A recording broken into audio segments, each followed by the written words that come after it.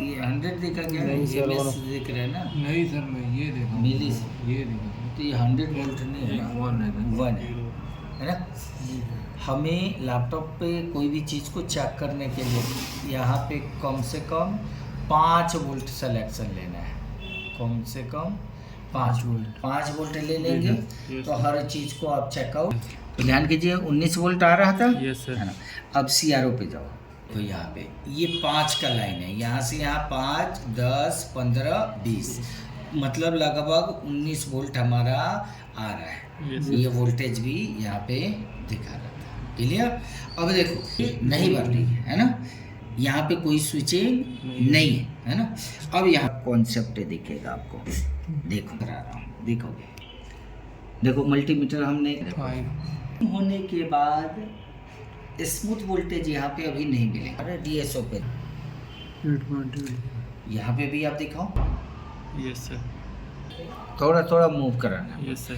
मतलब ये स्विचिंग हो रहा है, मेन मॉस्फेट के सोर्स से ये वोल्टेज निकल रहा है, फेज पे जा रहा है, इसी से बूस्ट बनता है ना। स्मूथ वोल्टेज नहीं है। इधर जाओगे तो ये बिल्कुल इसमें नो ब्लीच, देखो सिंगल लाइन हमें यहाँ से यहाँ 5 वोल्ट है ना, तो इसके बीच में आ रहा है ना, स्मूथ लाइन आ रहा है, ब्लीच कोई भी यहाँ पे नहीं है चाहिए। अब देखो 5 यहीं पे देखो, ये 5 वोल्ट का स्विच, 3 वोल्ट का स्विच है ना, और ये 5 वोल्ट का स्विच, दोनों में डिफरेंस आ गया है। Yes sir. इसके आउटपुट साइड में देखेंगे तो नो ब्लीच आना चाहिए, सिंगल लाइन आना चाहिए। सिंगल लाइन आ गई। सिंगल लाइन आया, यस। तो इसका है ना। बूस्ट की भी पिने हैं, है ना।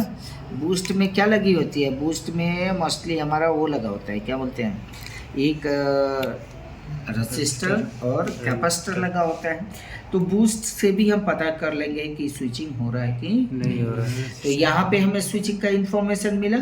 अब मैं किसी दूसरे सेक्शन में चल रहा हूँ, जैसे मान लो इसके बाद मैं रैम सेक्शन में आ रहा हूँ, है ना। यहाँ पे भी देखूंगा कि स्विचिंग हो रहा है कि हो रहा है सर, स्विचिंग हो रहा है। दूसरे साइड में बिल्कुल स्मूथ वोल्टेज आनी चाहिए, देखो है ना, सिंगल लाइन आ गया। तो यहाँ पे भी हमें ये पता चला कि स्विचिंग हो रहा है, PWM हमारा रिस्पॉन्ड कर रहा है ना। ये भी एक साइड में स्मूथ वोल्टेज आएगा जी सर। ये बिल्कुल माइनर दिखा रहा है क्योंकि जो है कम है ना। और दूसरे साइड में देख नहीं दिखा हमें,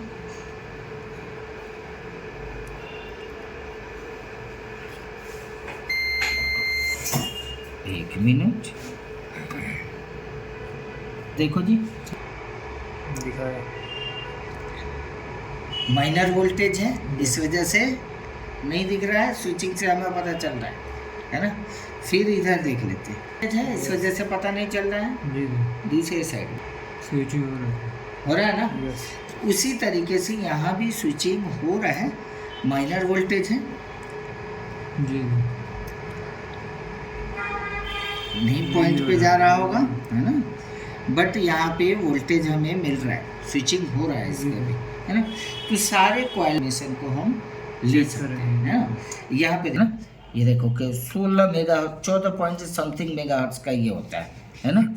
इसकी भी फ्रीक्वेंसी हमें अगर जाननी है तो यहाँ पे ऑटो लेंगे, क्योंकि इसमें कुछ सेटिंग करना पड़ेगा, है ना। देखो क्लॉक की फ्रीक्वेंसी आ गई, वहाँ भी क्लॉक आ रहा था, ये भी हमारा फ्रीक्वेंसी है। इसके दोनों साइड में देखते हैं जी सर। मैंने बार बार यही बताया कि एक साइड में इनपुट होता है, एक साइड में आउटपुट होता है। तो आपको पता चल गया इनपुट आउटपुट का दोनों अलग होना चाहिए। आप सोच रहे हो कि नहीं भाई मेरे को जो है इसकी फ्रीक्वेंसी देखनी है, हमें कंफर्म नहीं है, तो आप पैरामीटर पे आओ और यहाँ पे देखो, बोला था 14.332 मेगाहर्ट्ज है ना। एग्जैक्ट फ्रीक्वेंसी हमारी मिल रही है, यहाँ पे देख लो जी, है ना। हमारी क्लॉक फ्रीक्वेंसी बन रही है, ठीक है।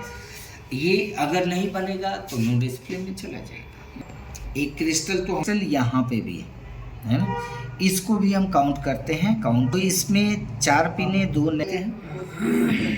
ये NC वाला लाइन दिख रहा है हमें, देख लेते हैं साहब जी। एक तीसरे पिन पे रख लेते हैं। देखो बाबू आ गया, जी सर। आ गया। फिर दूसरे पिन पे रख लेते हैं, आ रहा है ना। अब इसका चाहते हैं बढ़ा लेने के लिए तो बढ़ा सकते हैं, इसका लेंथ है ना, बढ़ा सकते हैं। बट मान लो आप कहो कि सर मैं कंफर्म नहीं हूँ इसकी फ्रिक्वेंसी क्या है ना, तो पैरामीटर पे हम क्लिक करेंगे। 4 5 देखो जी इसकी फ्रिक्वेंसी जो है ज़्यादा आ रही है ना, लेकिन 32 समथिंग ही है ना। जी हाँ मतलब ये भी क्रिस्टल हमारा प्रॉपर काम कर रहा है। बोर्ड पे बननी चाहिए है ना, ठीक है, प्रॉपर बन रही है। तो सारे क्वालिटी DSO से अगर चेक करोगे तो एक तरफ हमें क्या मिलना चाहिए, वोल्टेज मिलना